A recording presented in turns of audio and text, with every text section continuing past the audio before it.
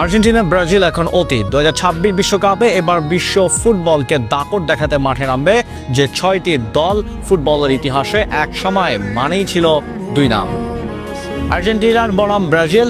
ট্যাঙ্গোর ছন্দ আর সাম্ভার ঝড়েই কাঁপত বিশ্বমঞ্চ। বিশ্বকাপ মানেই যেন দক্ষিণ আমেরিকার আবেগ, জাদু আর সৃজনশীলতার রাজত্ব। কিন্তু সময় থেমে থাকে না, ফুটবলও নয়। শক্তির পালাবদল এখন স্পষ্ট। নতুন প্রজন্ম, নতুন গতি, নতুন কৌশল, সব মিলিয়ে 2026 বিশ্বকাপ হতে যাচ্ছে এক নতুন যুগের সূচনা। ঐতিহ্য থাকবে, সম্মান থাকবে, কিন্তু দাপট দেখাবে অন্য চার শক্তির। আজ আমরা কথা বলবো সেই 6টি দলকে নিয়ে যারা 2026 বিশ্বকাপের ঝড় তুলতে প্রস্তুত, যারা শুধু অংশ নিতে নয়, শিরোপা ছিনিয়ে নিতে নামবে। 1 নম্বরে ফ্রান্স, শক্তি, গতি ও গভীরতার বিস্ফোরণ। গত এক দশক ধরে ধারাবাহিকতার প্রতীক। তাদের খেলায় আছে ভয়ঙ্কর গতি, শারীরিক সক্ষমতা এবং অসাধারণ প্রতিভা।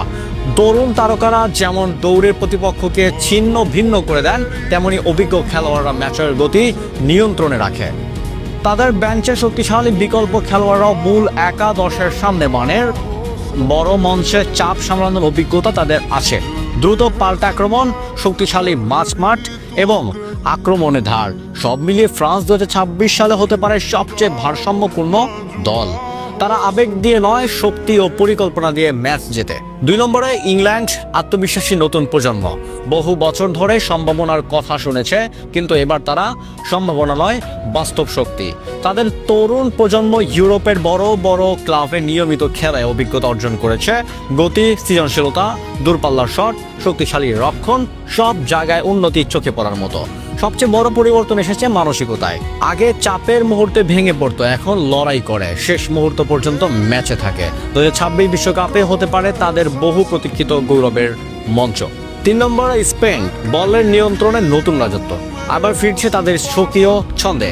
ছোট পাস, দ্রুত বল ঘোরানো, প্রতিপক্ষকে ক্লান্ত করে তোলা, এই কৌশল তারা নতুন প্রজন্মের সাথে আরো আধুনিক করেছে। তাদের মাঝমাঠ এখন তরুণ, প্রাণবন্ত এবং টেকনিক্যাল দক্ষতায় সমৃদ্ধ।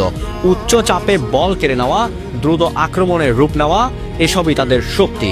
স্পেন ধৈর্য ধরে খেলে, সুযোগ তৈরি করে, তারপরও নিখুঁত আঘাত হানে। বড় আসরে এই ধৈর্যই পার্থক্য করে দিতে পারে। 4 নম্বরে জার্মানি, শৃঙ্খলার পুনর্জাগরণ। সাম্প্রতিক আসরে হতাশ করলো, ইতিহাস বলে জার্মানিকে কখনো অবহেলা করা যায় না। তারা যখন পড়ে যায় তখন আরও শক্ত হয়ে ফিরে আসে।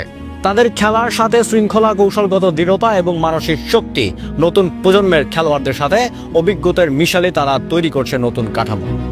যদি তারা ছন্দে খুঁজে পায়, তবে পুরো টুর্নামেন্টের সবচেয়ে ভয়ঙ্কর প্রতিপক্ষ হয়ে উঠতে পারে। 5 নম্বরে আর্জেন্টিনা, আবেগ আছে কিন্তু চ্যালেঞ্জ অনেক বড়।